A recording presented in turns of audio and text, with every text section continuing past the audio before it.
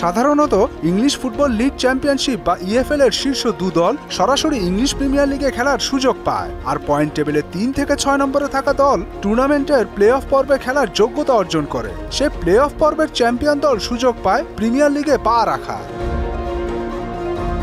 EFL চ্যাম্পিয়নশিপের ম্যাচে বার্নলির আমন্ত্রণে খেলতে যায় শেফিল্ড ইউনাইটেড, যে ক্লাবে এখন খেলছেন বাংলাদেশের জার্সিতে খেলা হামজা চৌধুরী। প্রিমিয়ার লিগে সরাসরি খেলার আশায় টিকিয়ে রাখতে জয় জরুরি ছিল শেফিল্ডের। অবশ্য পয়েন্ট বেশি থাকায় কেবল এক ম্যাচ জয়ের দরকার ছিল বার্নলির।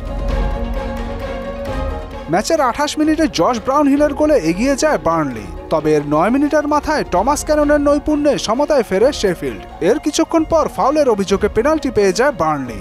সেই সুবাদে নিজের জোড়া গোলটি পূর্ণ করে ফেলেন ব্রাউনহিল, আর সে গোলেই শেষ হাসি হাসে বার্নলি, আর বিষাদগ্রস্ত হয়ে পড়ে হামজার দল।